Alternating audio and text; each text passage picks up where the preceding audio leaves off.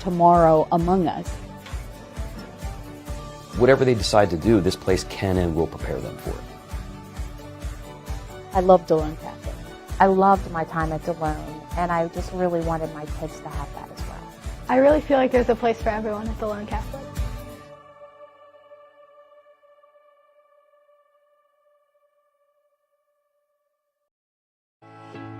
Welcome to the Gettysburg Hotel, established in 1797, located in the heart of downtown Gettysburg.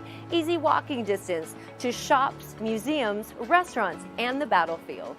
Just a quick drive from Washington, D.C., Baltimore, and Philadelphia, which makes it an ideal spot for travelers wanting to escape to the past. While the hotel may be historic in nature, it offers modern amenities and exceptional service.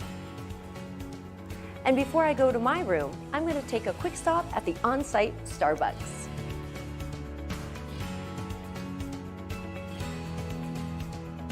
The hotel has 119 spacious guest rooms and 56 suites. Every guest room has updated amenities featuring a fresh new look. However, each guest room is unique, considering the property has held a variety of different roles in the past, including being known as the West Wing of the White House during President Eisenhower's administration. In fact, there's even a suite named after him. Let's go take a look.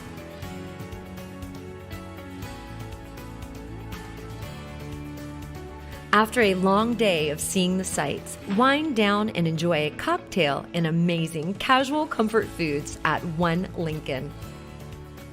Their seasonal menu offers a variety of local favorites that I'm sure any member of the family will enjoy. The Gettysburg Hotel hosts a wide range of weddings, events, and conferences.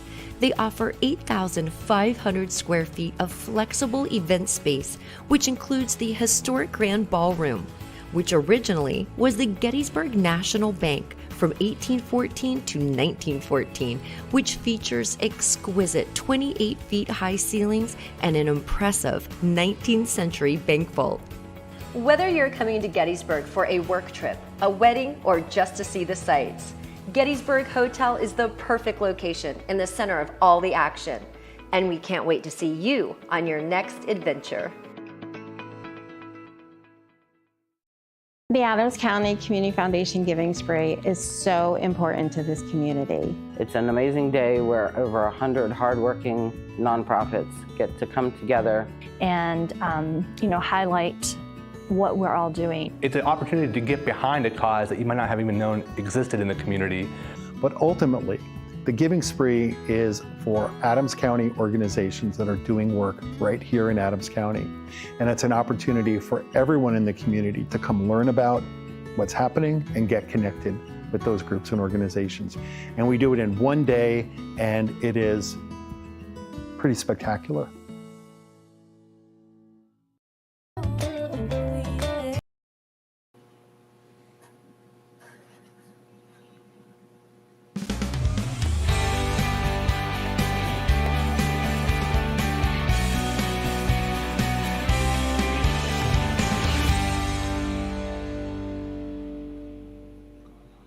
Welcome, Trivialists. It is October 7th, a new month, a new frame of mind. CM Punk back here again. Welcome, and a duet on your screen. I keep looking around. I got that. Then if I look around, they see the back of my head.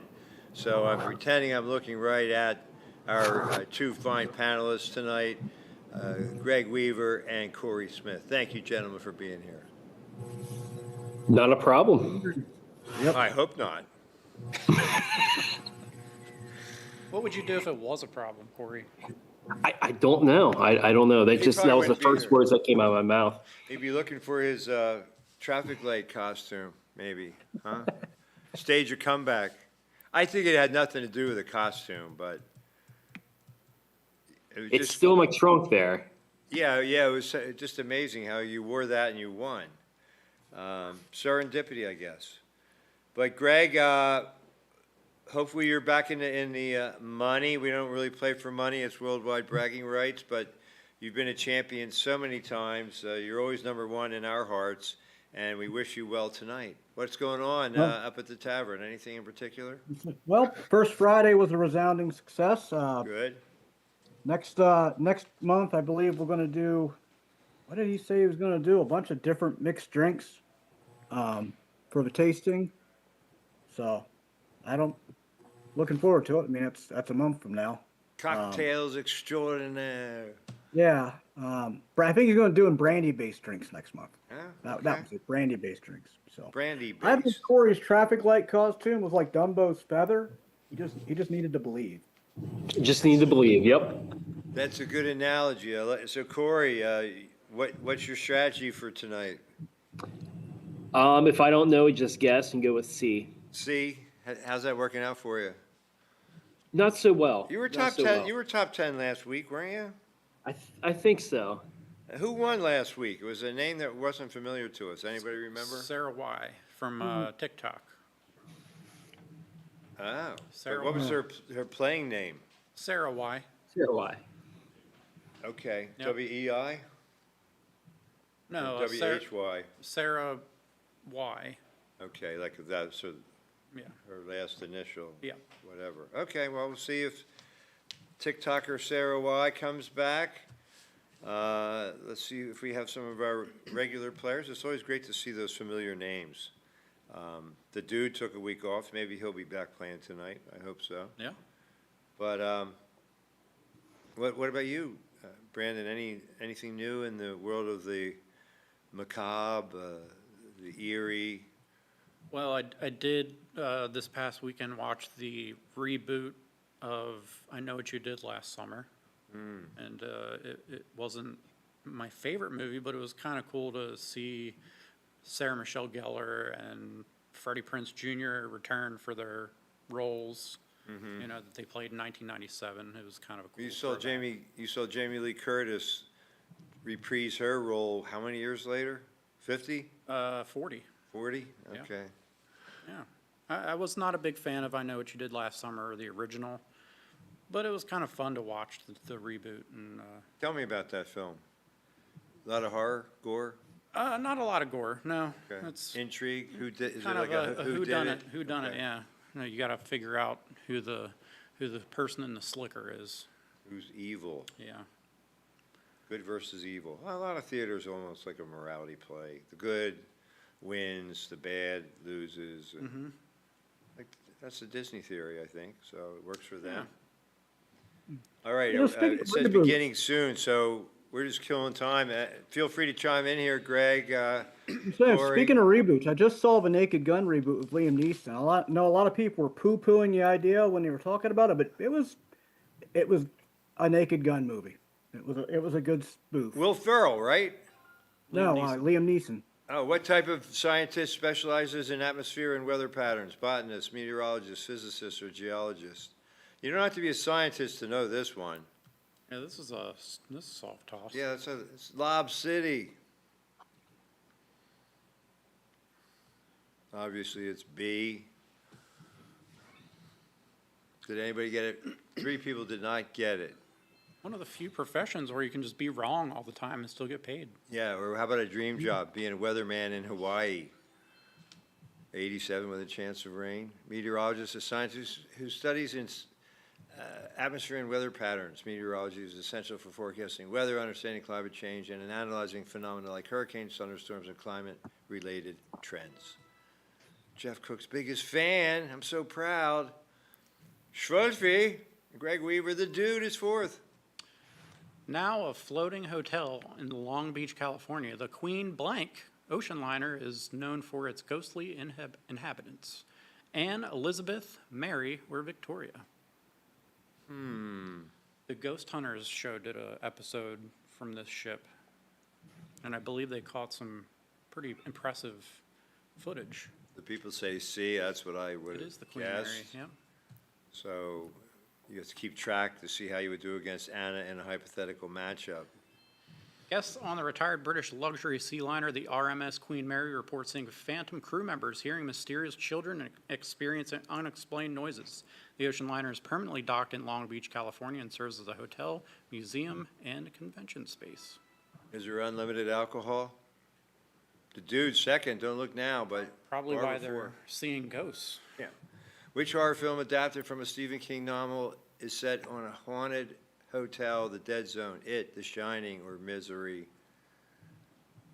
I got to see this on the big screen 2 years ago. Oh, was it the Wednesday night movie It was at the Majestic? Creature feature weekend. Okay. It was pretty cool to see that. Jack Nicholson, here's Johnny. The people say The Shining, almost everybody got that one right. Yep. Sci-Fi, I think it was Sci-Fi did a remake of it that was actually true to the book, and it was really good. Yeah. Directed by Stanley Kubrick, released in 1980, The Shining, based on Stephen King's novel of the same name. Set at the Erie Overlook Hotel, tells the haunting story of Jack Torrance, a writer who slowly goes mad during his stay with his family as the hotel's winter caretaker. I've never really watched it all the way through. Is it good? It is good. Yeah. All right. The My wife dude is stayed in the second. hotel that was filmed in, the Stanley. Which planet is known for having the fastest winds in our solar system? Saturn, Neptune, Uranus, or Mercury? I don't know this. Greg, do you know this? No, I don't.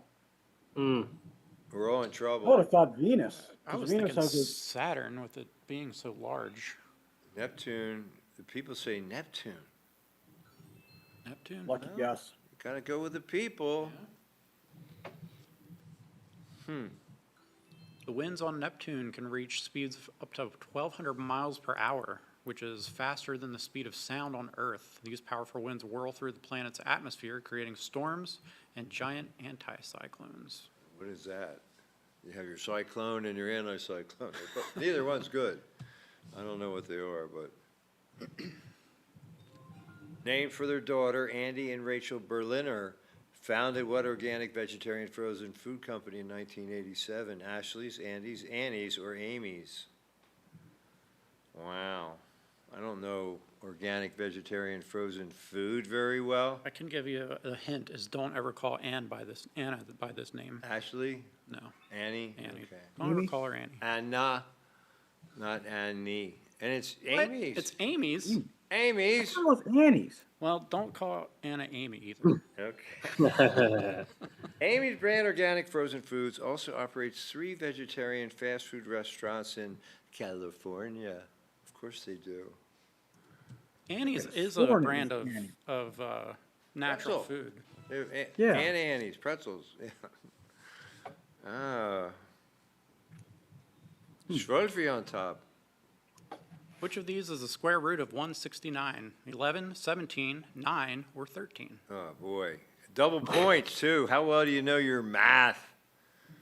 We have had to memorize these up to, I guess, up to 12.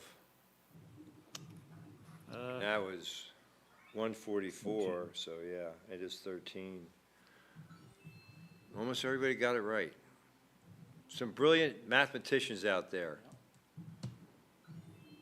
The square root of a number is a value that, when multiplied by itself, gives the original number. The square root of 169 is 13 because 13 times 13 equals 169. I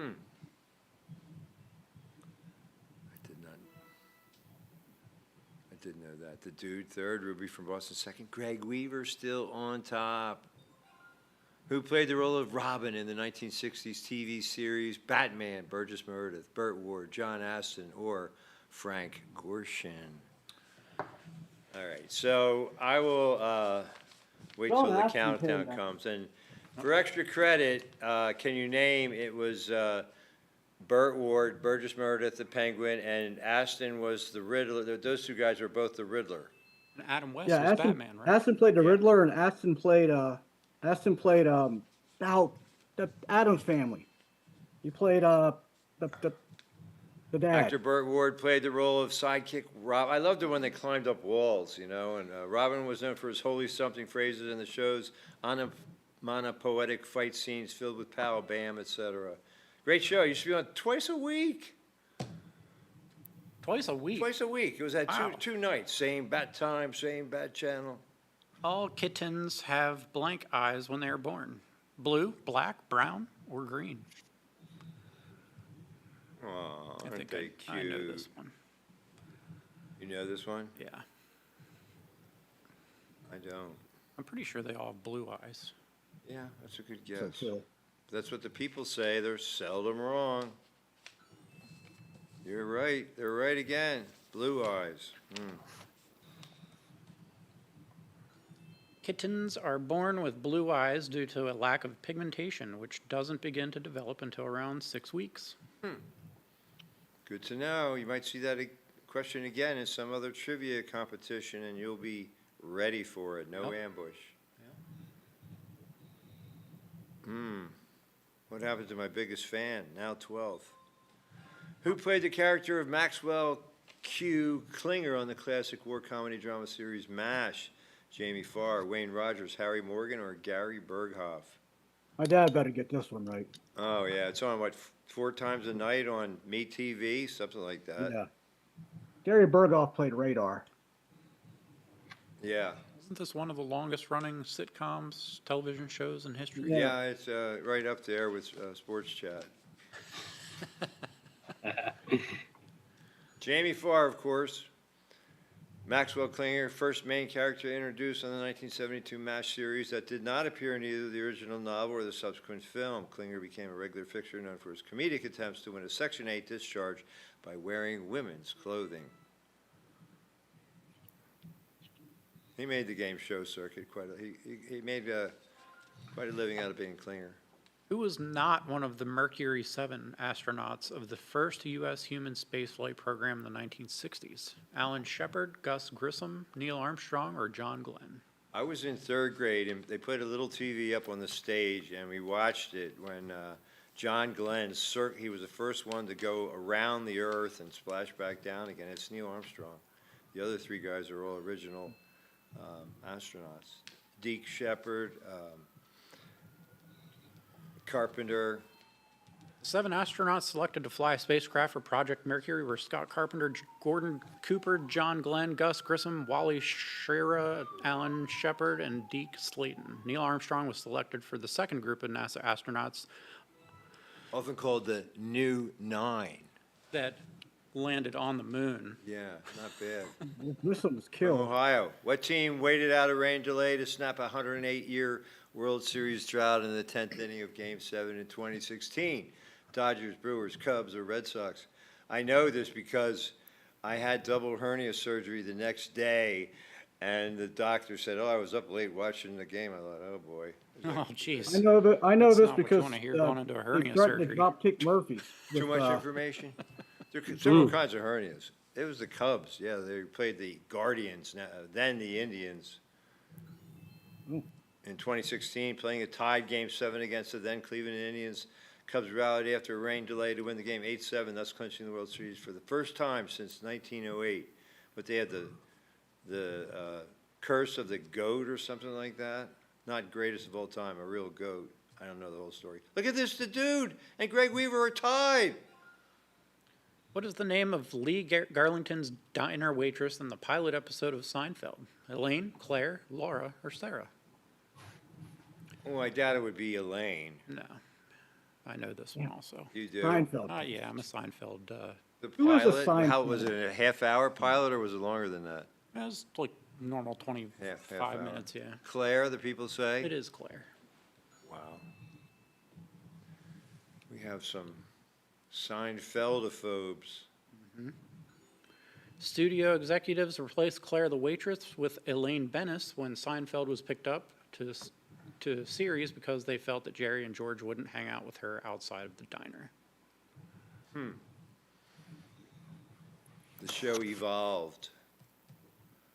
Did Little separation, but only 8 points. Barbara closing fast. One-time highest-paid TV actor Charlie Sheen releases memoir in September. What is the book's official title? Of Gods and Goddesses, Tiger Blood and Other Half-Truths, Winning and Losing, the Book of Sheen. Didn't he used to say winning all the time? I think Yeah. it's C. I mean, that's what I would guess, because he certainly knows a lot about winning and losing. He's had an up and down life. It's true. The Book of Sheen, What? really? Oh, The Book of Sheen. Sheen. That's too bad.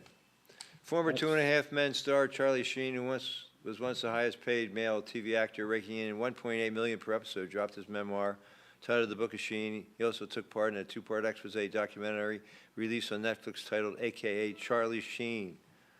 Okay. Okay. Do we need to know more about him? I don't know. I think we know enough. Yeah. What is the name of Jerry Seinfeld's father on the series? Martin, Matty, Marty, or Morty? And these were not his real-life parents. No. But, yeah, I mean, remember his mother was very protective of him. Mm-hmm. His father was not so much. Is it D? It is D, yeah. Morty? Yep. The people. So, yeah, if you're a Seinfeld lover, you're right in this game.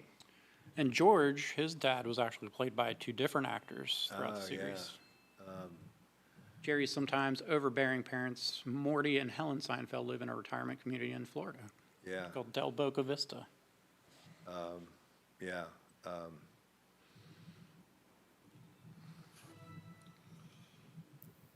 16 points separating the top two. That is an Things are uncomfortable getting lead. mighty interesting. Nicknamed Alf, Gordon Shumway is an alien from the planet Mogo, Mystara, Meskin, or Melmac. It's a soft toss, I think, isn't it? It's only when you hear yourself say it that you kind of get like that. That's it. D. Yeah. Yeah. Melmac, the planet, the people watch a lot of Alf. I loved Alf when I was a kid. I had the Alf stuffed animal. You still So did do? I. I don't now, Oh. but I had one. The character Gordon Shumway, affectionately known as Alf, is an alien from the planet Melmac in the beloved television sitcom Alf, which aired from 86 to 90. Alf, an acronym for Alien Life Form, crash lands into the garage of the Tanner family in suburban America, and great adventures ensue. Yes. I made up that last part, but it was a big mouthful. What groundbreaking player is seen here stealing home in Game 1 of the 1955 World Series? Hank Aaron, Jackie Robinson, Ernie Banks, or Josh Gibson? Well, I'll give you a little help. Josh Gibson wasn't eligible for the World Series. It was Jackie Robinson. I thought so. Yeah. J-Rob. Most people got it right. The groundbreaking, that was the clue, I think, that gave Yeah. it away. Yep. Yeah. He paved the way for Hank Aaron and Willie Mays. During Whitey Ford's windup, Jackie Robinson broke for home and just barely beat Yogi Berra to the plate to score for the Brooklyn Dodgers. While they wouldn't win the game, the Brooklyn Dodgers would go on to win the World Series that year, and credit would be given to this moment. We're starting the momentum. Yeah. Over 1,100 points. According to the commercial jingle of a popular frozen pizza snack, when pizza's on a blank, you can have pizza anytime. Bread, biscuit, bun, or bagel. The bees have it. Is that, if you're looking at the photo, I mean, could Yeah, that be a bagel? Yeah. Mm-hmm. Yeah. Yeah. Doesn't look like a biscuit or bread. Maybe bun, but yeah, bagel. Almost everybody got it right. The tune for the Bagel Bites commercial jingle was based on the 1957 McGuire Sisters song, "Shoo shoo shoo, shoo shoo shoo, shoo shoo shoo shoo shoo shoo, sugar time." Isn't that how it goes? Before your time. Yep. Yep. It sure does, Jeff. Sugar time. I remember those sisters. It's my favorite song. It And what? is now. In what franchise of horror film is this iconic mask found? Scream, Final Destination, I Know What You Did Last Summer, or Child's Play? How ironic. We were Scary talking movie. about So if that, but is that necessarily the right answer? If you were paying attention, you would have heard me say what the killer was wearing, and I Know What You Did Last Summer. Was it Scream? It is Scream. It's the ghost face. That looks mask. like almost like an Edward Munch painting, that mask. Yeah. Like the face is melting off the guy. Yeah.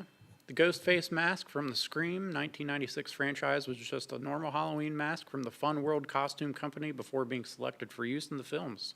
This is why it's highly available and so many variations exist. Greg Weaver starting to pull away. It's going to be exciting. Double credit. What is the total number of stars and stripes added together on the United States of America's flag? 60, 63, 57, or 54? We should say the current flag. Yeah. Can you do the simple math? 50 stars plus 13 stripes. And almost everybody. What a math crowd we have. Right. You can't fool this group with math questions. They If you almost got all this it wrong, right. ICE is coming to your house right now. So get in the pool. Just go. The American flag has 50 stars and 13 stripes. There's the math in living color. Wow.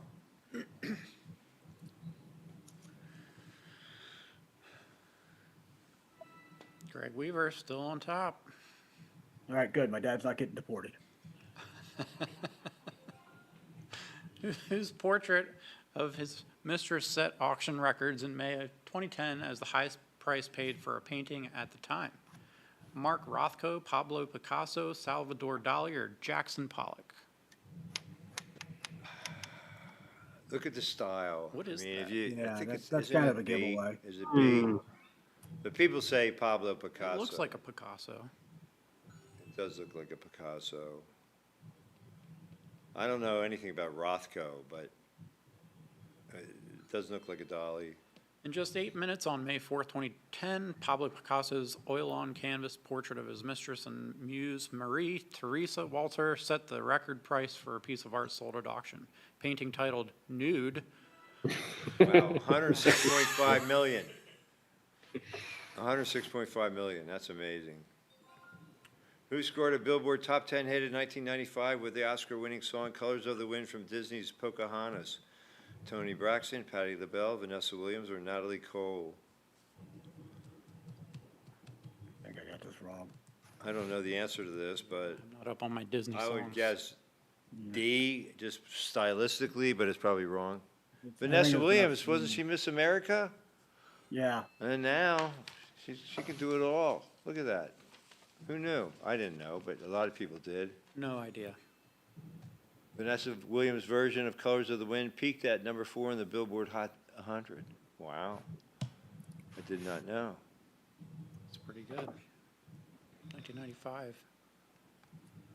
I was 11. Greg Weaver all over it. Well, he didn't get Yeah, that one. I I got don't it feel so wrong. bad. He got that one wrong. What material is famously used to create this legendary Texas Chainsaw Massacre's villain mask? Leather, burlap, organ lining, or human skin?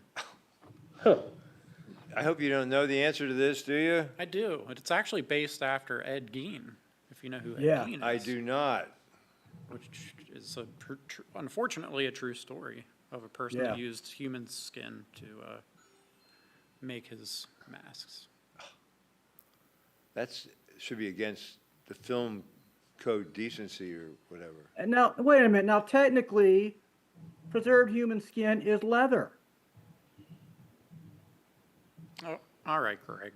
I mean, come on. It's leather, Technicalities. technically speaking.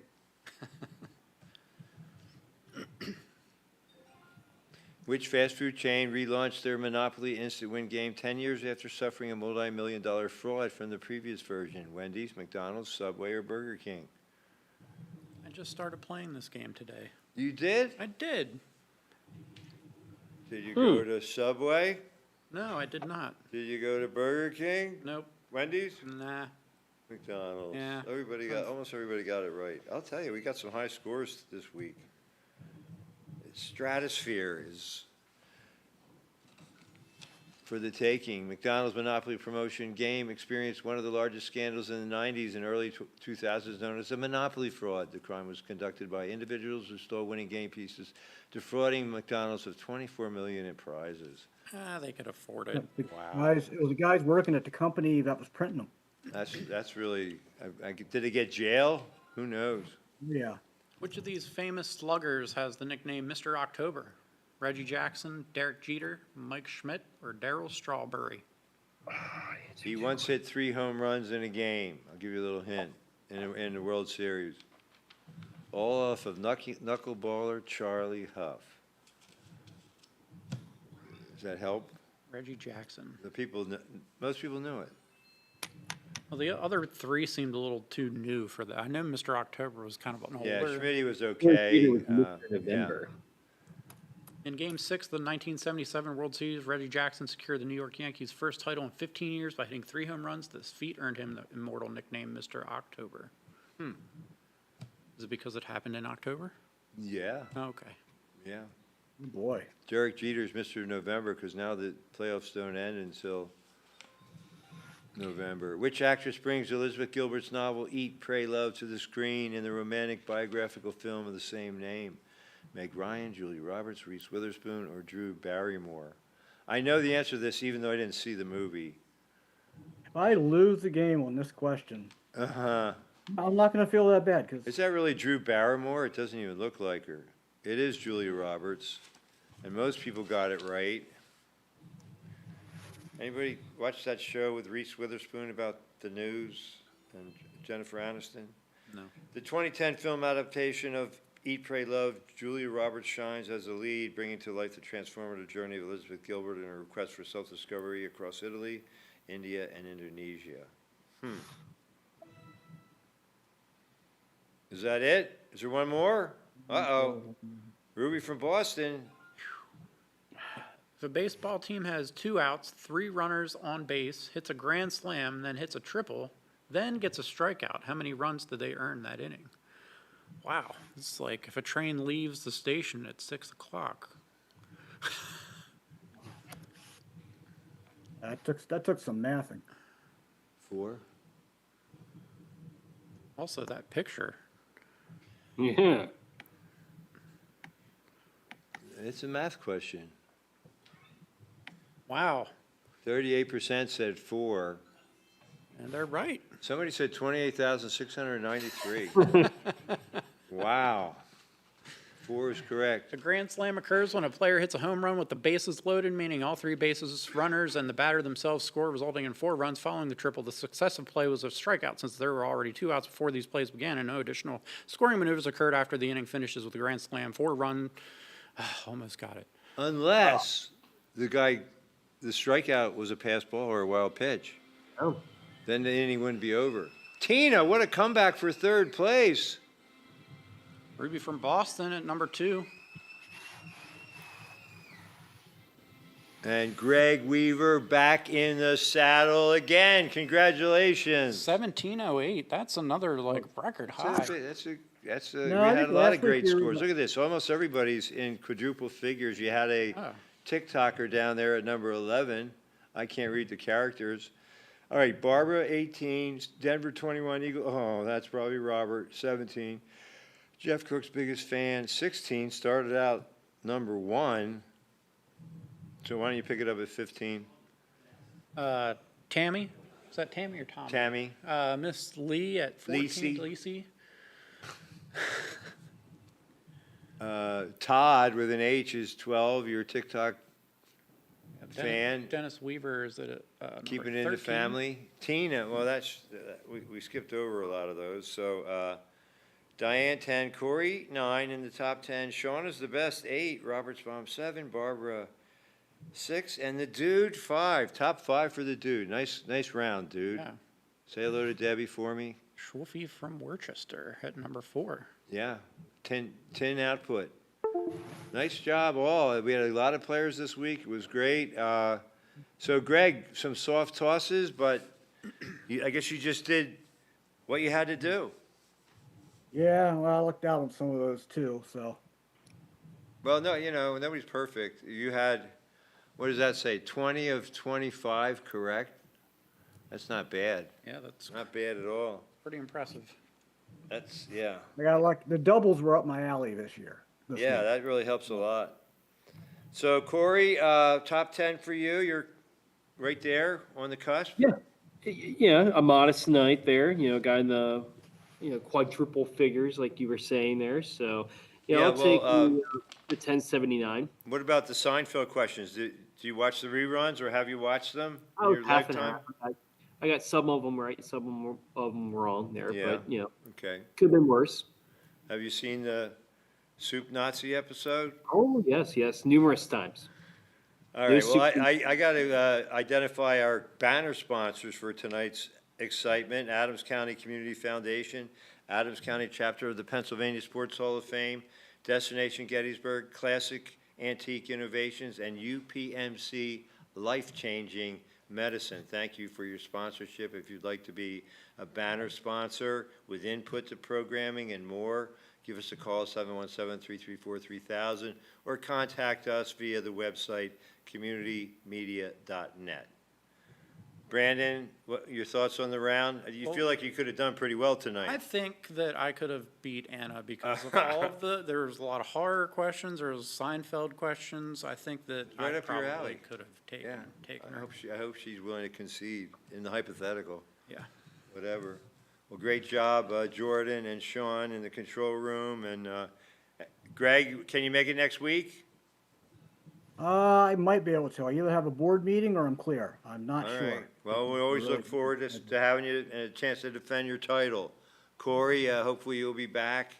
And it might be our last sports chat for a couple of weeks, but we'll talk about that next week. All right. Yep. Thanks for tuning in. I'm Jeff Cook. We'll see you next Tuesday and almost every Tuesday here on Live Trivia. Good night, everybody. Mahalo. Peace out, folks. Y'all have a good week. You too. Thanks, Greg. Congratulations. Thanks. Yeah, it was close this time. Yeah, it was for a while. Uncomfortable lead for a while there. Yeah. Well, let's see how the dude did pretty well. He was nip and tuck here. Keep this close. That movie caught up. All right. Thank I'll you. be on next week. Sounds good.